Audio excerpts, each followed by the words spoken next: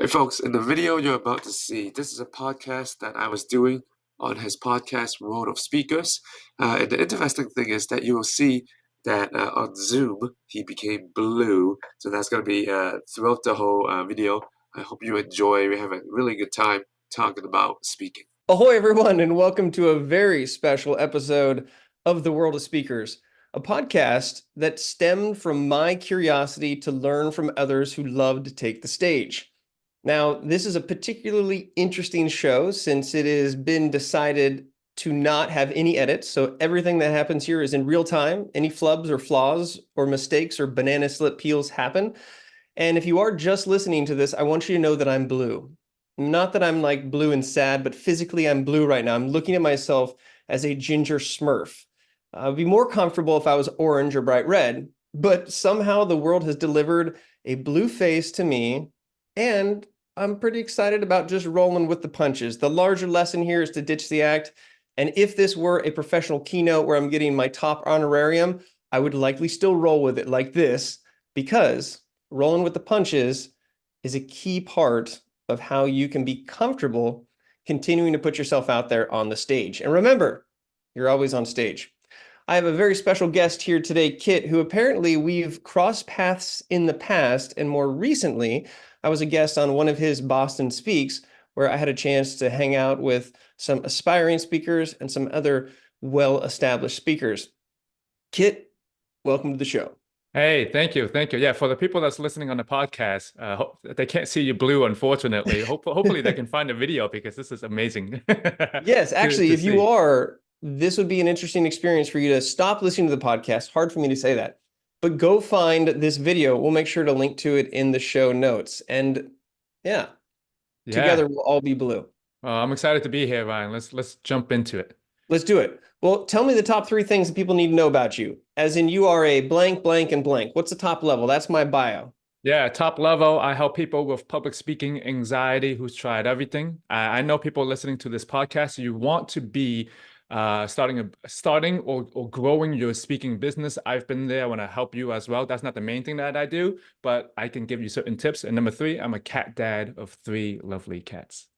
Wow, meow. Happy holidays to you and your cat family. Very cool. Yes, yes. Well, let's jump in, as you say, and I want you to bring us to a moment in time that is a story which shaped you. If you look back and you're like, oh, it's been such a great life, but there was that one moment that just changed me or moved me. Like, what would that be? Yeah, and so piggybacking off of this, again, we're talking about the blue, you being blue here. So I'm piggybacking off of ditching the act. This is a story that, I mean, it's not the biggest, most extravagant story, but it's the first thing I thought about as we were talking today. So I used to host a lot of events in person. I would put them on Eventbrite and meet up and, like do ads and get people there. And so one day I had, one event at 12 p.m. and I think I got like 100 people signed up coming in person. When I was getting all the signs ready to go down to the lobby and put the signs up, one person asked me, hey, Kit, where is this kind of like art of storytelling event? I'm like, what are you talking about? That's tomorrow. I made the same event on the same day. So I had 2 events at the same time. There were around like 60 people signed up for that, and there was 100 people signed up for my current one. So I double booked an event on the same day at the same time. And so in my head, I was like, what the heck? What the heck am I gonna do? And can you explain what are the 2 different topics? You said the art of storytelling. What was the other one? Yeah, the art of storytelling, and the other one was about like public speaking, confidence, anxiety, right? Okay. And so I had the 2 events at the same time. And I had around like 10 minutes, right? I was getting all the signs. I'm like, what the heck am I going to do? And I immediately thought to well, first of all, I was like, holy crap. I've never been in this situation. Second, I was like, this is a very good situation for me to be in because now I can decide how I want to act in this opportunity. So I think it's a mindset, talking about ditching the act. I think when it comes to opportunity, I'm using the word opportunity because I didn't see this as a negativity. I saw this as, unfortunately, it happened. How can I use it to make it better? How can I use it to make it better?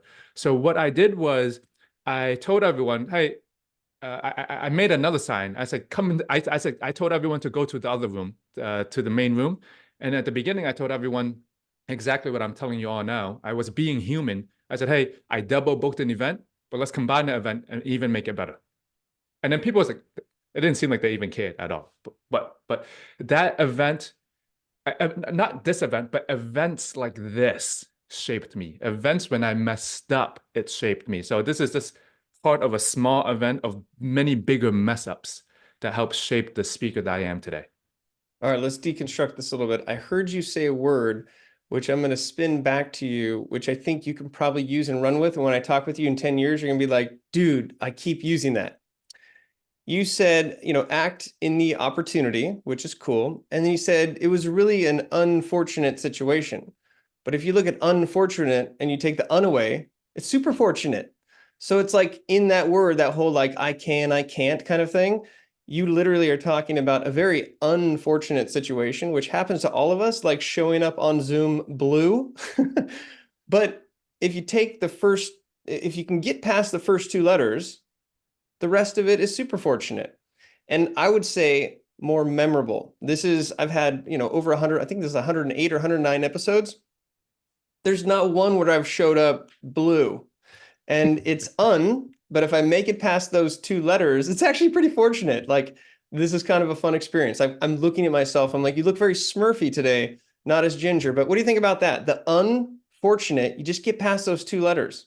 No, I think that's great. Like I think many people talk about, from impossible to possible, and they did it with other words, but with the unfortunate, I actually never heard that one until you brought it I up haven't now. either. Yeah. Yeah, I so wrote think it that's down. what I was I'm like, going to use that. I'm going to use that one in the future. And actually, when you became blue, in my mind, I was like, definitely go with it. It actually makes it more memorable and different. And after like 2 seconds, everyone's like, okay, you're blue, whatever.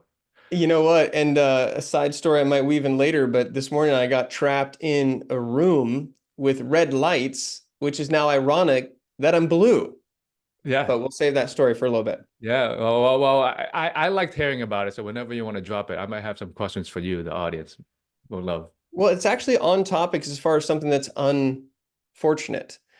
And I think if we tap into this idea of memorable, I want to go back to this story. Do you remember, or can you share with us if any of those people, the 160 that showed up, are you still in touch with some of those people? Have they still connected with you? Did they become your clients? Are they still part of your community? Number one, I have to be honest, I don't know. I don't track everything. So some of them, if some of you are listening, or maybe you're Ryan, if you've done a bunch of events, most people would not connect with you or become friends with you. They just come and go. Some people, they might stick on and say, oh, what's the next thing that they do? But I think it's the human experience that makes it so much more memorable. So I would say, yeah, there are some people that left. There are some people that loves it. There are some people that don't care at all. Right. Yeah, one thing, this is another great piece I got from somebody else. And, truly, when we can sort of like take what we've heard and, upcycle it, I think it's super important to continue to think about things in a new way. But the reality is that, okay, let me take a step back here. I was listening to an entrepreneurial panel, and I was just in the audience, and somebody asked a question that perked my ear because I've heard it every single time, which is, what's the most important piece of advice that you could give your younger self as an entrepreneur? And it's like, oh God, here we go again. But the person who decided to take the question looked at him and said, well, let me ask you a question first. How many dots does it take to make a line? So I'll ask you that, kid. How many dots does it take to make a line? The minimum number of dots. 2. It is 2, right? It's not 1, because 1 is just a dot, and then 2 becomes a line. We think back to our geometry class. We're like, oh yeah. Well, he said that the best advice I can give you is that life, entrepreneurship, relationships, growth, success is all a series of dots. And the thing that people mistake is that they mistake a dot for a line. And so this makes me think to here, like the people that went to that event, that was a singular dot. And my question was saying, have they continued to put dots up on the board? And I know based on just being on your show, you continue to put dots up on the board. And whether people join in or not, it's just whether they're 1 dot or whether they jump on the line with you. So when you talk about events or things going wrong or things that are unfavorable or favorable, the fact that you have a dot up there, that you put an event on, that you got that one podcast out there, that you gave that one pocket speech, that you asked that one question when nobody else did, that's not as important as the second time you get up on stage, as the second time you ask that question, as the third time, as the fourth.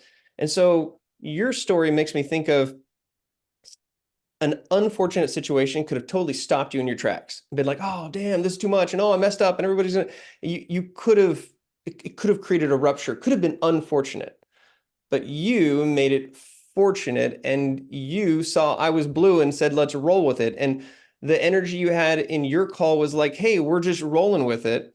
And so I do see how that story has shaped you. And I have a feeling that you're the type of dude that just rolls with it and keeps throwing the dots up on the board. Well, as you're talking about the dot, what I think is interesting, I'm going to use that in the future as well. I think that when people have the dots, if they turn it from an unfortunate event to a fortunate event, the next dot actually becomes bigger. It's kind of like more like a domino effect now.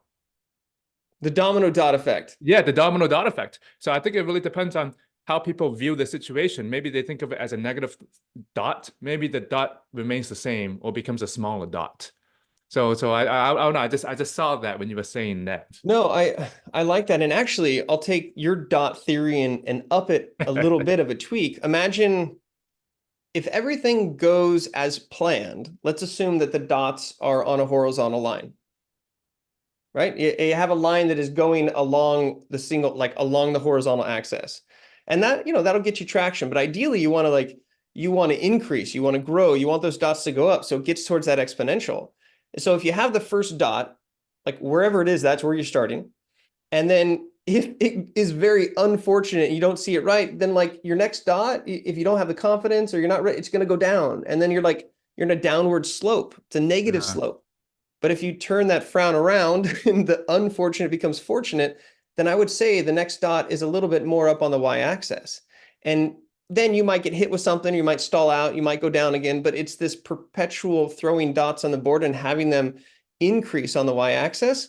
And that y-axis for you could be another position in your job. It could be starting that side hustle that you want. It could be the confidence that you're giving people when you're speaking. And it's just fascinating to me how much of what we desire is a result of how well we communicate that it's either our desire or that we want it or even chasing after it. Like it's the ultimate game changer. And yet still it's such a challenge, such an issue. People are not letting themselves be the strong communicators that they could be. I would think. Yeah, and of course, in our profession, there's a lot of, I think there could be a lot of down dots. It's like there's so many things. There are people who are coming into the game. The people who listen to this podcast, they want to become professional speakers. They want to increase those dots. They want to get them up on the board. But as much as it's hard to keep throwing those dots. It's hard to keep them going up. Things go wrong. Yeah, I mean, no, well, things go wrong, and there's too many things. Like people want you on social media. People want you to contact this person, do all of that, do this, do that, and then plus by the end of that, I mean, anyway, I'm going off. What? No, I like it, and I'll say something here, and we'll transition to the next because this is where we're rolling with it. On the idea of ditching the act, and one thing that I've learned personally in my journey, and something I just try to share so it can shortcut it. People are less concerned with your story of success. So in this case, you had two events. They're less concerned that the events themselves were successful. People are more interested in seeing themselves in your story. And the moment you're like, hey, everybody, I kind of messed up. I'm human and let's all do this together. Then they're like, oh, yeah, okay, let's kind of roll with it. So when we have this thought that only things that we can share have to be good, or that has to be the share worthy that we think, we miss out on all the opportunities of things that are like relatable and things that go wrong because more people don't win the lotto. More people don't get the job there. And like, there's a way to commiserate and find that you're more like others. Even if you have blue skin. I got a question for you, Ryan. So, yes. So let's say people are listening, right? And they're like, yeah, I know how good it is to ditch the act and be human and be myself. Like, I know all of that, but why can't I just do it when I'm in the opportunity or in the moment? Like, why do I revert back to my old self? Or I guess what is the current mindset or self. If people know that, right, why is it still they can't kind of like ditch the act? Do you think? I'll go to my dentist who I'm seeing tomorrow for some inspiration here. He has a sign on his wall that says, "You don't have to brush your teeth, only brush the ones you want to keep." And to your question, imagine I go back to you and I'm like, "Hey, Kit, people know they should floss. They really know they should floss. And you should floss every day, maybe 2 times a day. But why do they not do it? Why don't they floss? So many people don't floss. And like I floss every time I brush. And each time, like I fish something out and I'm like, oh my gosh, I'm so glad that I flossed today. So I'll answer it with that and I'll break it down into just, I think maybe the top reason is that they don't have the door cracked in their brain for it to go into practice. And number 2 is for them to practice and have those unfortunates turn into fortunates. And then 3 is just, as I shared on your show, practice the process of practicing. I tell people thoughts become words and words become things. So think the thoughts you want. And when I ask somebody, are you a public speaker? Most of the people say, well, no. Okay, well, if you speak in public, then you are a public speaker. It's a scientific fact that you cannot argue either. You just spoke in public. And so I just try to kind of catch people in that trick and say, if you think that you're not a public speaker, no matter how much somebody says you should floss, maybe you just won't fit it into your routine. So speaking is just like brushing your teeth, is just like flossing. And I know you said ditch the act.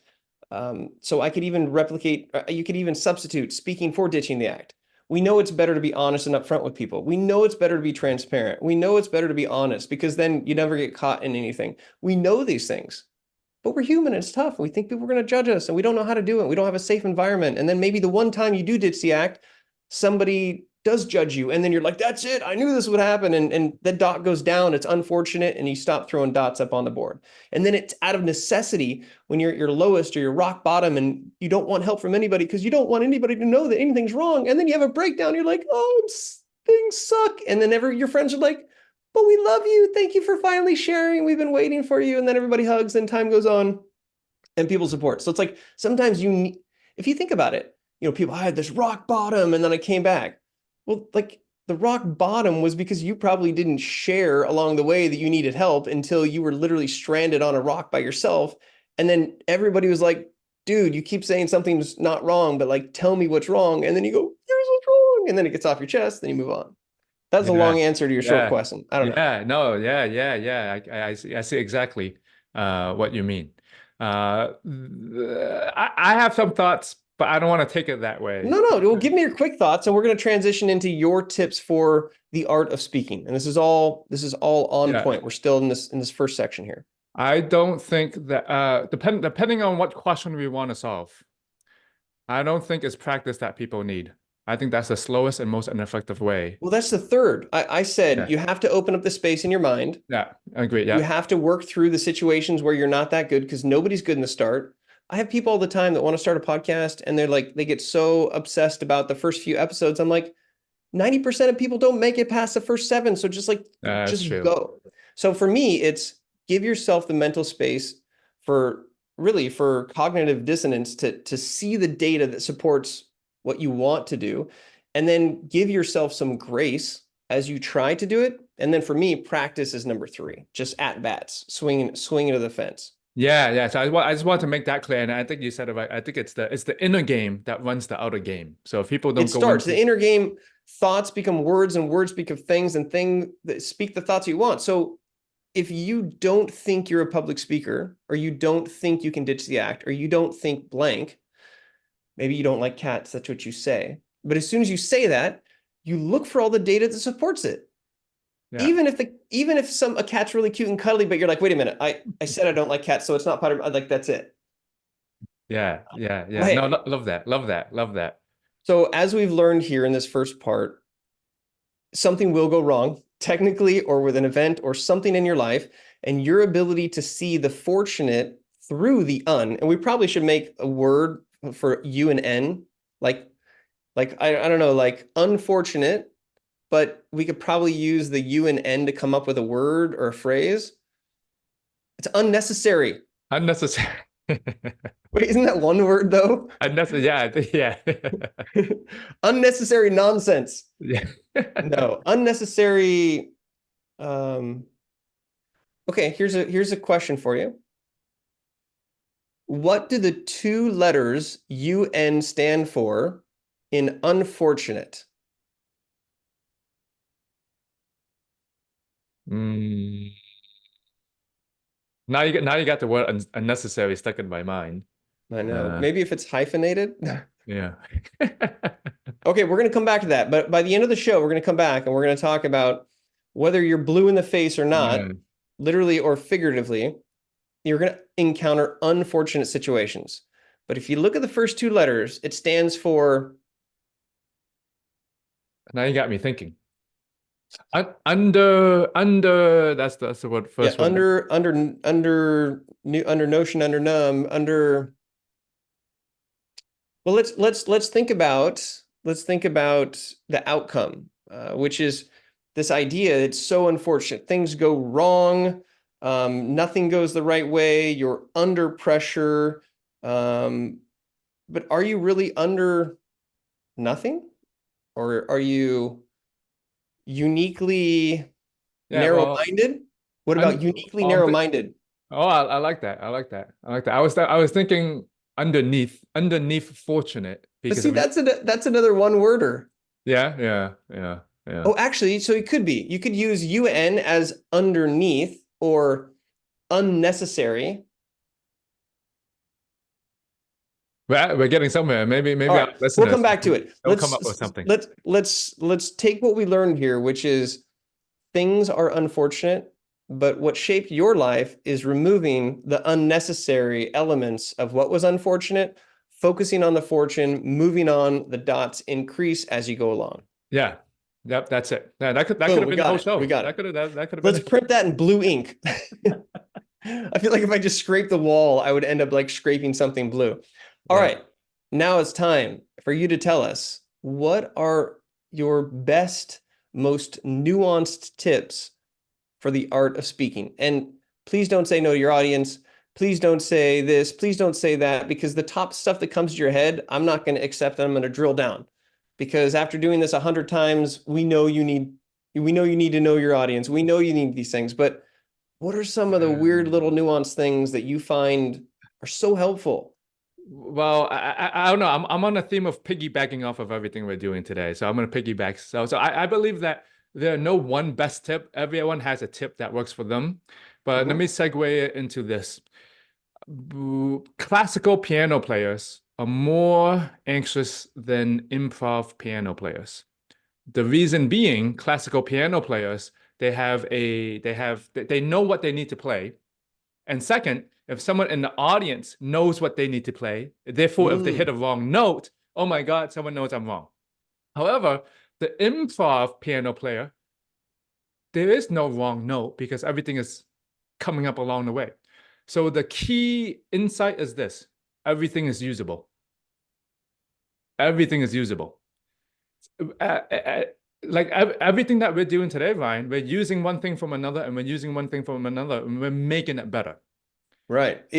This is improvisation at its best. And there are many podcast hosts who might be like super stressed out that they're blue, or there may be many guests who are like, I can't believe he's doing this. He's blue. This is ridiculous. But we're sort of going with it. We're rolling with the flow. We're throwing dots on the board. Yeah. So I would say, if you want to get better as a speaker, yes, it's good. I'm not saying it's bad to be a classical piano player and not to memorize and practice the stuff, but also have that mindset that everything that happens can be used for anything else afterwards. Yeah. You mess up, you use it. There's a saying, I forgot to say, if you mess, turn your mess into your message, right? Everything is usable, and you just use it and make it better. And then in your brain, now you're finding the opportunity and say, oh, let me see how I can use that. So I used to be a hip hop street dancer. I used to be a break dancer. Aren't you always? I don't do it anymore. So I guess I would say I'm still a dancer. But anyway. Okay. Back then, I was looking up to my mentors taught me dance. And whenever someone kind of like messes up their dance, they always looked up to the people who can transition out of the mess ups the best. So what I'm saying is the best dancers are not the one that have the perfect routines. The best dancers are the ones that messes up and makes that mess up even better. I'm like, wow, they just messed up and they turned it even 10x better. Man, that's a skilled dancer. Like that's good. That's like those are So the a skilled speaker is yeah. somebody who piggybacks off of the environment, the weather, a heckler, the stage setup, the technical difficulties. I will say, and I won't say where, but I attended an event where there was a keynote speaker and he was hell bent on having his PowerPoint. And his PowerPoint actually was something like 30 gigs or something insane because he had all these videos that were embedded. And so at this like event, every time that he tried to push it to the big screen, it just froze and it broke. And I was thinking to myself, and this is very much on what we're talking here. I was like, dude, just roll with it, or like go without your keynote or without your slide. Like I'm here. And it was 10 minutes of everyone awkwardly waiting for the tech to do it. Then they stopped because he wanted to try it at a different station. So now the audience were like sort of breaking. And then he goes back to do it. Get this. He sees that it's live. And then he goes and he launches right into his memorized thing, which was a sort of slam poem to the images, but the images weren't going. And so he awkwardly was just looking at his PowerPoint, like on his computer and like at the audience doing this full, like, oh, this is so creative and everything. But people were like, dude, your slides aren't still showing. Should somebody tell him? And then it literally, he was like, oh, and then it stopped again and it restarted. He finally got it going. But by that time, everybody was so disinterested. And then he was way over time and the whole event was over time because of it. And I talked with the organizer afterwards. They're like, yeah, that was terrible. That totally like just ruined everything. As opposed to, gosh, rolling with the punches.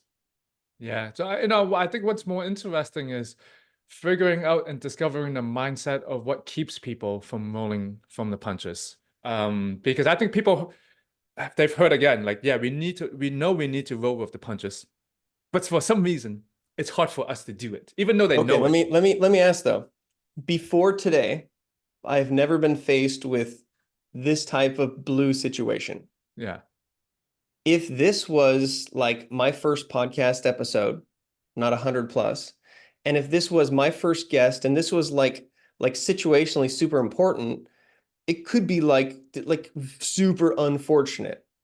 And my question to you is that in order to learn to have this mentality to roll with the punches, do you actually have to have things go wrong first to get the experience of what to deal with?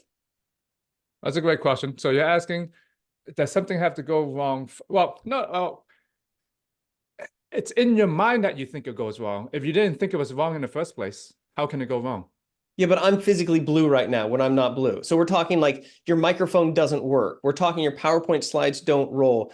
We're talking that the speaker doesn't show up and you have a chance to sort of be there, do that.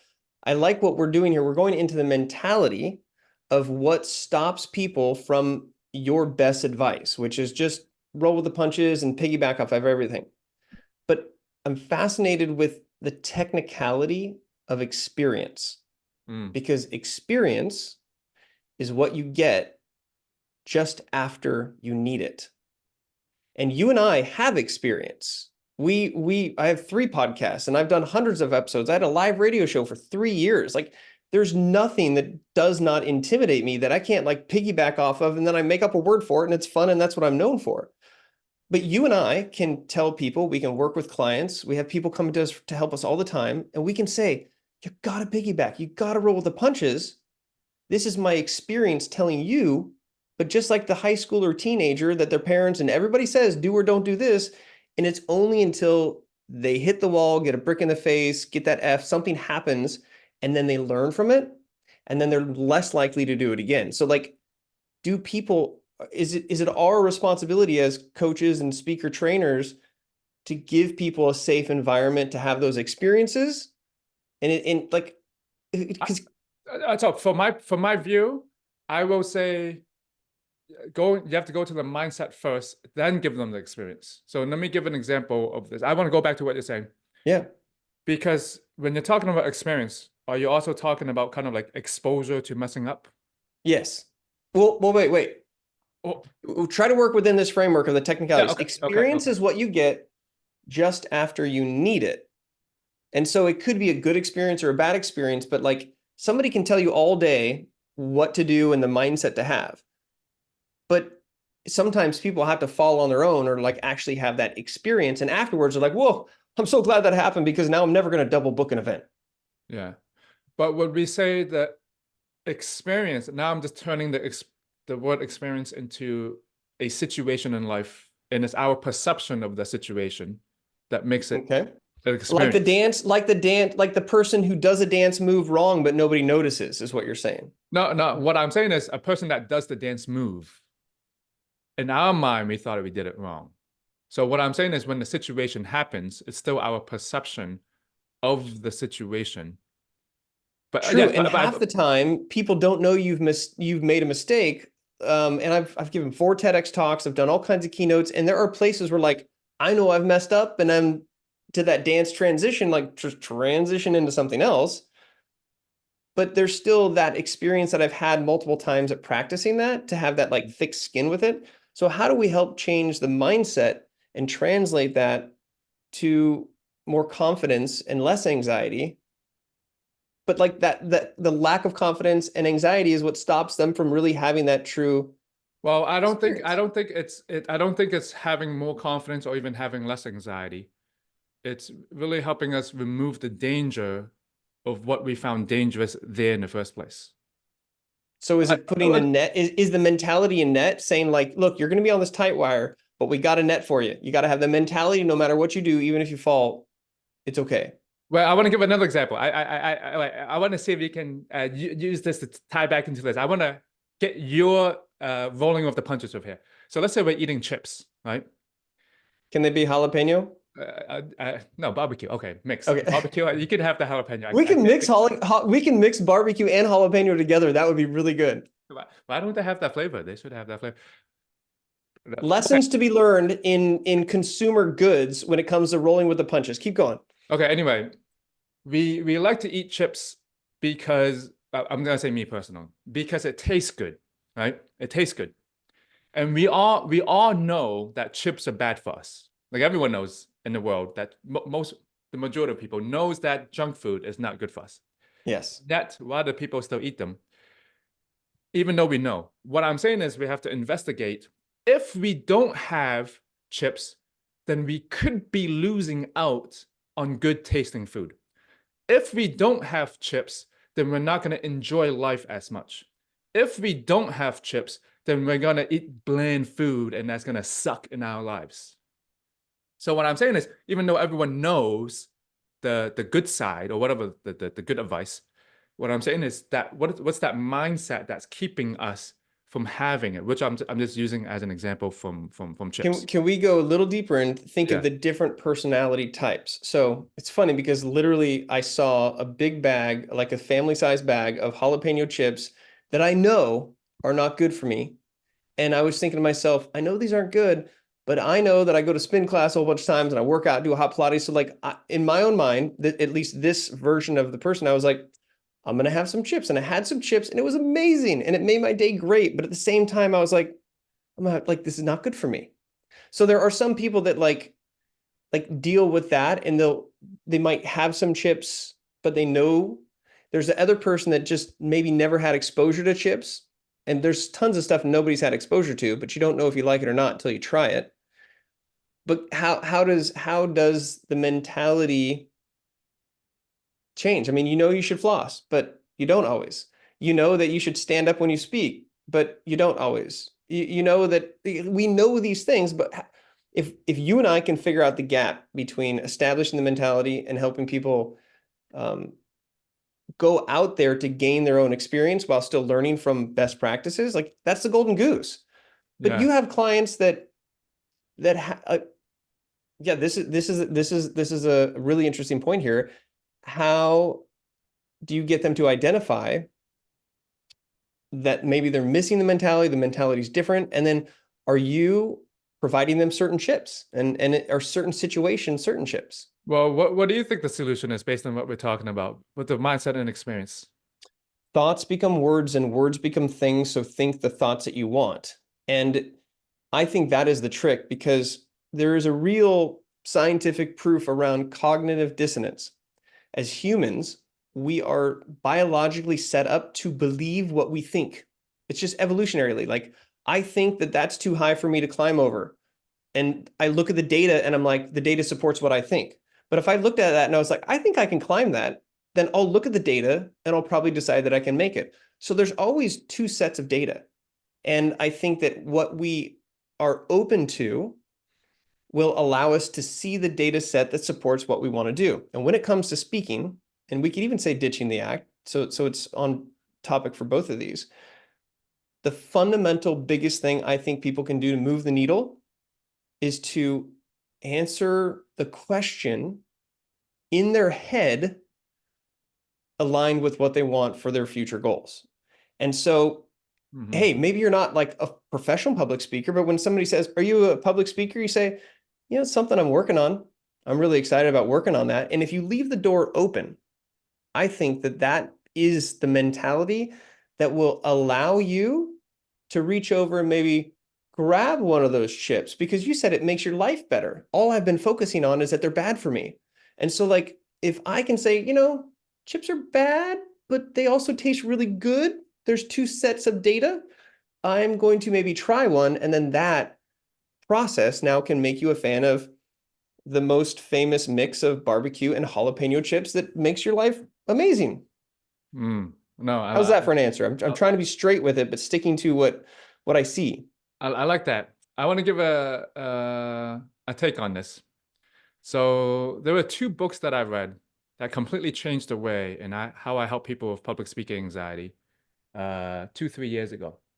The first book, and I'll try to relate it back to this, is Ditch the Act. No, wait, what? It's the act. Okay, the first book I actually learned from the book Atomic Habits. It's not that book, but in that book they had two sentences, and they said this book called Alan Carr, The Easy Way to Stop Smoking, was the Bible to help people stop smoking. People like Ellen DeGeneres, Richard Branson, Ashton Kutcher, they read the book and they stop smoking. Now, am I saying this book works for everyone? No, I'm not saying this book's for everyone. But if you go on YouTube, Reddit, you guys can do the research later. People on the comments says, I read the book. I've been smoking for 50 years. I lost my desire to smoke after reading the book. They don't even need to take. By the time have you read the book, dude, I have all. His are you still smoking? I have all his books. Easy Way to Stop Smoking. Good Sugar, Bad Sugar. Anyway, hold on. That was the first book. Okay. So I'm like, what the heck? They don't need to do any exercises. They just need to read the thing and they're good with the. I'm like, what the heck? What is this voodoo going on here? At the same time, I'm like, what else is like that in the world? So there's another book like this, completely different topic. It's called Dr. Sardno, Healing Back Pain. Howard Stern's a big proponent of this guy. People have been through surgeries. They've been through physical therapies. When they read the book, they have no more back pain. They don't do any exercises. We need to stop. I need to go to Amazon right now and do a couple. No, anyways. I had a major back injury in college and it put me out for like a couple of years. It's terrible. And there is this desire. So you read these two books, and what did it shine the light on when it comes to mentality and stopping you from what you want to do? So let's say the chips example. Let's say that you finish reading the book. There's no more desire to have the chips. So with no desire, doesn't matter what experience you have. You don't even want it later on. Desire. That's a good one. I have a way of looking at things as polarized. So like I had recent blood tests that came back and the doctor's like, we're not going to put you on meds for your cholesterol, but like you need to work on these two things. And so all I hear is butter is bad. And so I think to myself, is butter is bad. That's it. There's no good butter. It's just butter's bad. I don't need butter. Don't give me any butter. And so like I'm an extremist like that, because I feel the only way for me to like not sneak in and grab that is to be like, it's bad. It's bad. and I just don't touch it or avoid it kind of Yeah. thing. Well, if you ask yourself this, right? Ryan, aren't there junk food that's on the shelf, but you have no desire for it? You don't even want them.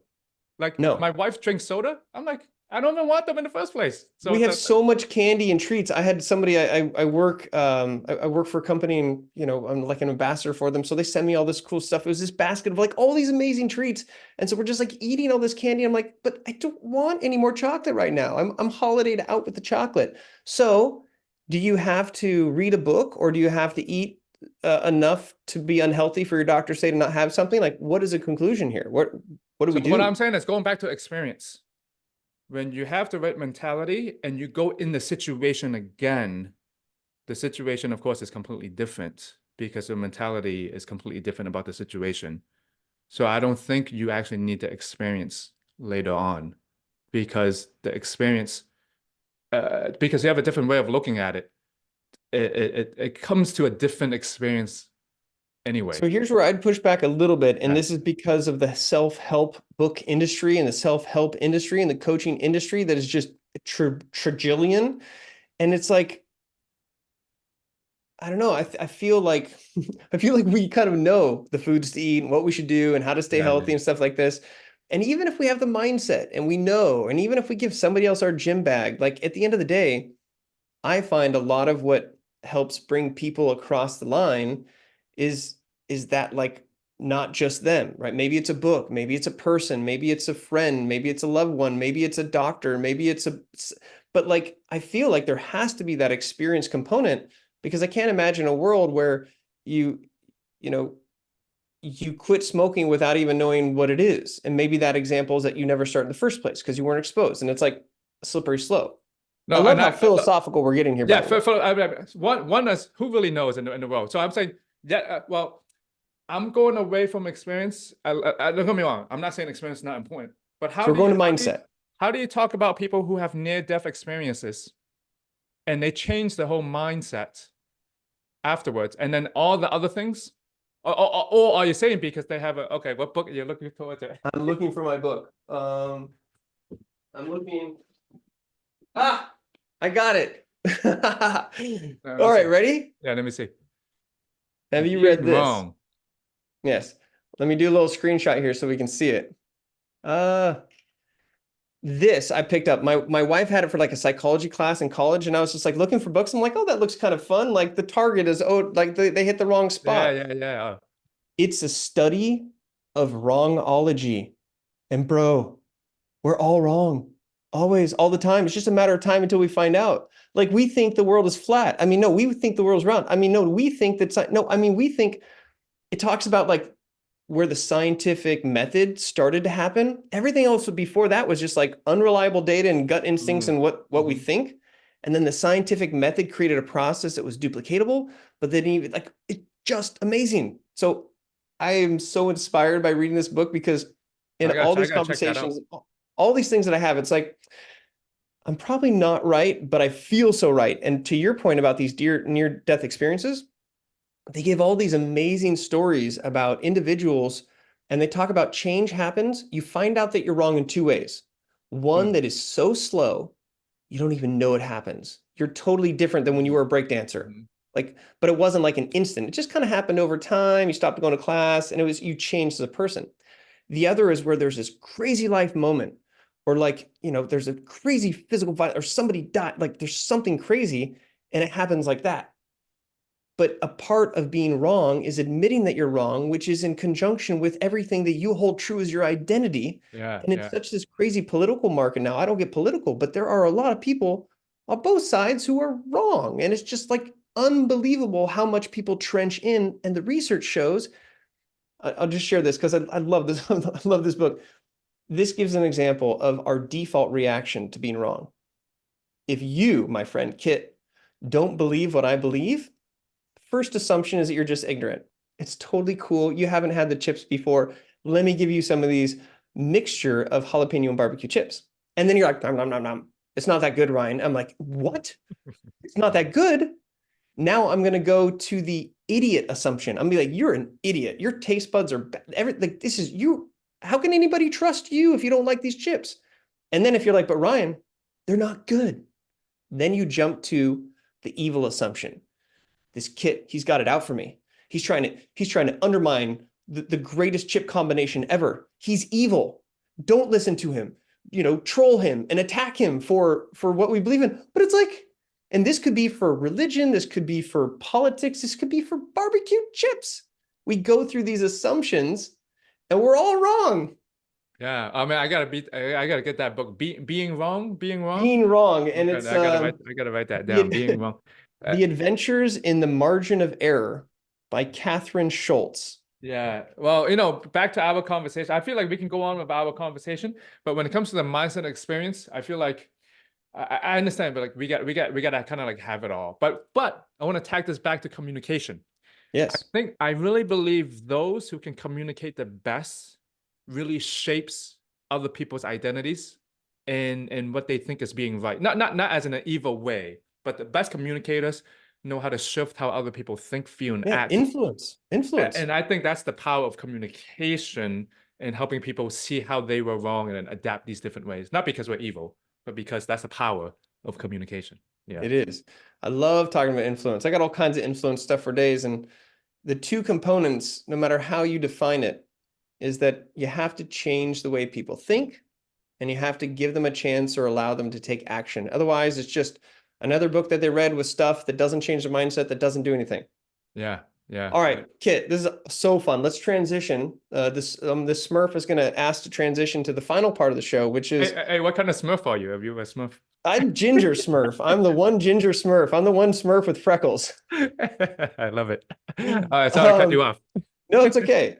The last part here are your thoughts on building a speaking business. Now, I'm not the person who's like, I'm going to help you speak 10,000. Like, I just hate speakers who just prey on people's want to get paid high honorariums. We're talking about like building a business could be gaining the ability to speak at a board meeting or speaking at your local club or church. Like for me, building a speaking business is not always about the money. It's just really about your wanting to get those dots on the board, get more stages, more opportunity, eventually inbound. Maybe it's how you get your experience. Yeah. If you've got the right mindset and you're growing. So you work with a lot of people who have this anxiety and that overcome speaking, but like for those that want to gain more experience, gain more practice, possibly get paid to do what they're doing, what do you see works in this current environment? Like what? Sure. So let me rewind my career kind of like 10 years back. I wanted to be I actually got into what I'm doing now because I saw speakers out there. I'm like, how the heck are they getting paid to speak? Panels, keynotes, XYZ. I wanted to do something like that. Yeah. And so at the beginning, I didn't know who to talk to. I didn't know what to put into Google, XYZ. But I would say the most powerful thing, I'm just sharing the story to give the tip now. I think the most powerful thing that I did was form my own mastermind of other speakers who were better than me. So I was listening to the Grant Baldwin podcast, and then I heard there was this one speaker. His name was Josh Green, and when they interviewed him, he was a speaker that gave like 150 events a year. Like I'm like, are you sure it's not Josh Linkner? Josh Green. Okay. I'm like, how the heck is he giving like a 150 XYZ? So I contacted him at that same time. I said, I got to surround myself with people who's already doing it. I contacted two other people. Another person's name was Alan Stein Jr. He gives keynotes. And another person was Adam Wilber, a great magician and speaker. And I emailed all of them and I said, hey, I'm going to get together a group of professional speakers for a mastermind. I'm thinking of Josh Green, Alan Stein Jr., and Adam Wilber. Are you interested? And you know this, no one knows what the heck they're doing anyways, eventually as we go. And everyone says yes. Everyone said yes. And when I got into the group, their knowledge blew my mind.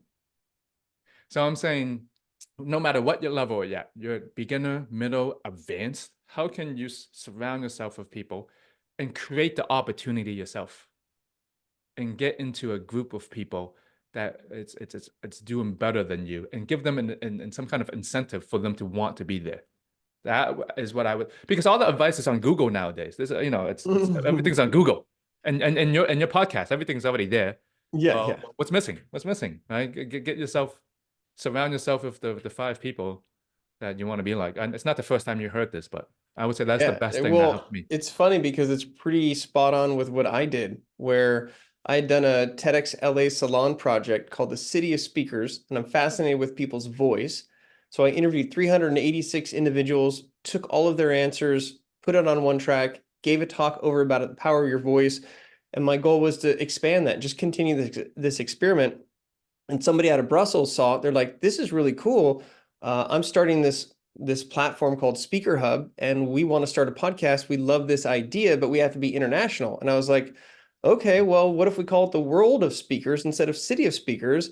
And I was like, "This gives me a chance to like have a platform to reach out to people who are doing great things and successful at what they're doing." And every episode, I say, "What's a story that shaped you?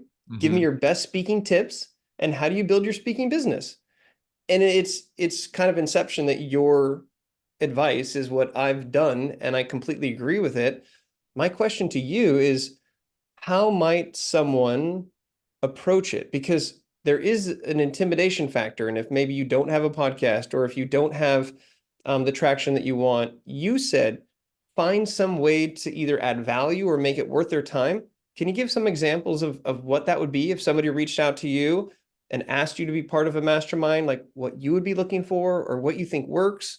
Like, how do we equip people with the right mindset and the tools to actually go out there and do this piece of advice? Because I think Yeah. it's powerful. I think, first of all, I think it's scary. But second, if someone, let's say there's a complete newbie out there, Ryan, this started day one, but he got all the top people in the world. And he said, Ryan, these other people are going to be in it. Do you want to be in it as well? It doesn't matter if that person's a newbie. You want to surround yourself with the other people. They're like, Okay, so yeah. so this one strategy is the old like, um, have you seen Dumb and Dumber? Yes, a long time ago, but yes. This is, I love the movie. It is, there's one moment where, they're eating on the road and then they go up to the bar or go up to the waitress. They're like, "Hey, like put our whole tab on Samson over there." And he's like, "That guy, Samson?" He's like, "Yep, Samson." And Samson eventually buys the whole bar tab. It's this idea of like, "Well, hey, Kit, would you like to be involved? Who's there?" "Well, it's just you," versus asking multiple people and getting like one oh, I'm asking these at like using one to get the other to get the other to get the other. That's the tactic there, right? Yeah. Basically, so well, actually, let me go a little bit back. There was a story that I heard on a podcast. I think they were talking about like the 1940s. So some kind of like not pandemic, but world crisis happened, and everyone was out of a job. And then everyone was looking for a job. So they would go to like the business owners and, "Hey, can I have a job at your grocery store? Can I have a job at your car place?" But however, there was this one person that did things completely different. He went to that grocery store and said, "Hey, are you having marketing problems and getting people in the door? Let me see how I can help you with that." Or he went to Mm. the other person and said, "Hey, car person, what do you need help with?" Right? Most people are looking for a job. However, if you go on the other side, but people at top, they're still looking for help anyway. So how can you? So finding the individuals who you think would be great to have in a mastermind and that brand halo, learning from, and really thinking about how you could provide value. Could be a marketing aspect, it could be media, it could be publications, it could be shout outs, it could be all these things, but it's a value-based approach, not necessarily, "Hey, I got this guy and this gal, you want to be in?"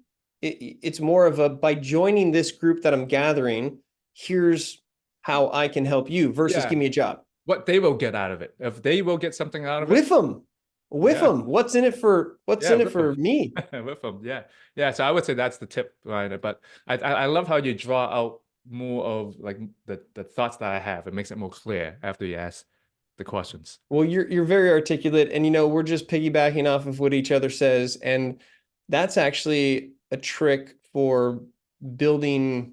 Well, for me, building business, having a podcast is piece of it, and with so much experience and things having gone right and wrong, where I love interviewing is basically listening to what you're saying and asking a question based on that, and having this kind of like Plunko adventure. We had no idea where this was going to go. Yeah, But it started off very unfortunate. But when we realize how unnecessary it is to actually be your regular color, and that it's fortunate to be in an environment with a guest where he can wear a pizza hat and I can be a ginger smurf, and us still get super philosophical and geek out about books and talk about theories and mindsets and all these things. Yeah, I love it. Great conversation today. So thanks for having me, Ryan. Well, if somebody does enjoy your vibe and wants to find value in your community, like what's the best entry point? I know you've got these Boston Speak series. I know that you rarely double book anymore, so people don't have to worry about that. But how do people get in touch with you? What's the way to get into your channels? Yeah, I would say you can visit bostonspeaks.com. Go on the contact page there, make it easy peasy. All right. Hashtag easy peasy. I like it. Yeah, easy peasy. Well, Kit, do you know what SpeakerHub is? Have you heard of SpeakerHub before? I've heard of SpeakerHub. You can tell me more about it if you want. Well, it's basically a place to be found as a speaker, to have a splash page as a speaker, to have a call for speakers, to search for events who are looking for speakers. And it's on an international platform, and we've got quite a few thousand on both sides of the fence. And if you are interested, I can hook you up with a VIP package so you can put it there and see. I've gotten gigs there. I've gotten paid gigs there. I've met a lot of other speakers.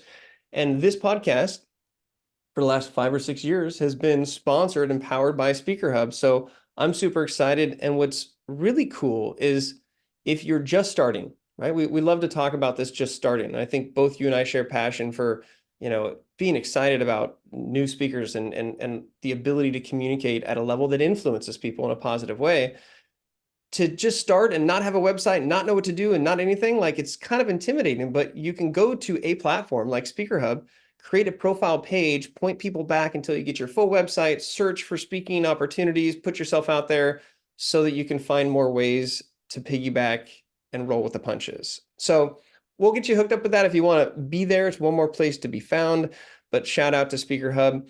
And for those who like my Ginger Smurf energy, I would love to help you on your speaking journey and take what I've learned and the experience and help you understand the mindset, suggest books, and hold you accountable and be somebody there to help see you succeed. You can learn more about me. It's a very complicated URL, ryan.online. So if you want to find me online, it's ryan.online.